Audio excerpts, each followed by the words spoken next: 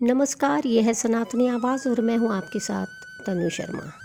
सनातनी आवाज़ में आज का विषय है शिवजी के सीने पर क्यों होता है माँ काली का चरण और माँ काली की जीभ बाहर क्यों निकली होती है।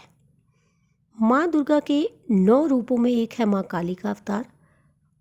माँ काली की उत्पत्ति राक्षसों और दैत्य शक्तियों का नाश करने के लिए हुई। शास्त्रों में उनको लेकर कई तरह की कथाएं मिलती हैं। उनकी लगभग सभी तस्वीरों और प्रतिमाओं में उनकी जीभ बाहर निकली हुई होती है, जो कि हमेशा भक्तों के बीच जिज्ञासा का केंद्र रही है। माँ की शक्ति से स्वयं काल भी भय खाता है। कहा जाता है कि माँ काली के क्रोध को समस्त संसार की शक्तियाँ भी काबू नहीं कर सकती। माँ काली अपने भक्तों की सभी मनोकामनाएं पूरी करती हैं। जो भी पूरी श्रद्धा और निष्ठा से उनकी भक्ति करता है वह सदैव उन पर अपना आशीर्वाद बनाए रखती हैं। माँ काली का ये रौद्र रूप केवल राक्षसों और दैत्य के लिए है।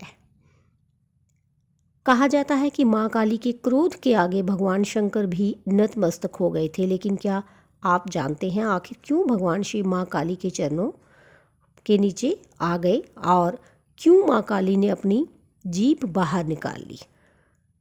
माँ काली की कई कथाओं में एक है रक्त बीज नामक दैत्य की कथा, जो कि इस प्रकार है। रक्त बीज नाम के दैत्य ने अपनी कठोर तपस्या से शक्तिशाली वरदान प्राप्त कर लिया।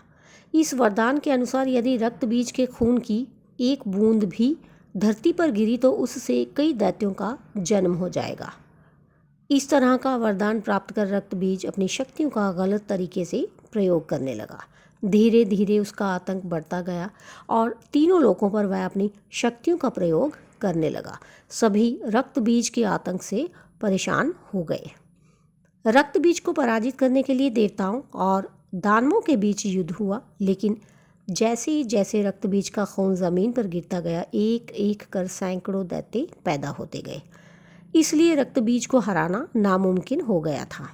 इसके बाद देवताओं ने माँ काली की शरण ली।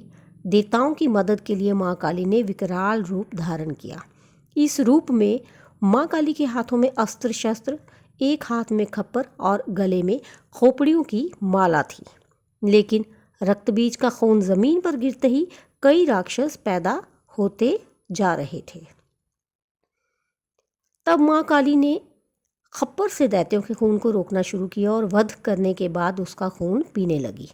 इस तरह से माँ काली ने रक्त बीज का वध कर दिया। लेकिन इस दौरान उनका क्रोध इतना विकराल रूप ले चुका था कि उन्हें शांत करना असंभव हो गया था। माँ काली के क्रोध को कम करने के लिए सभी देवतागण शिवजी की शरण में पहुंचे और उनसे माँ काली को शांत करने के लिए विनती की। तब भगवान शिव माँ काली के रास्ते पर लेट गए। जैसे ही भगवान शिवजी के सीने पर माँ काली का चरण स्पर्श हुआ तो उनकी जिह्वा बाहर आ गई और इसके बाद माँ काली का क्रोध स्वतः शांत हो गया। तो इसके साथ ही मुझे दीजिए अनुमति, फिर मिलती हूँ। धन्यवाद।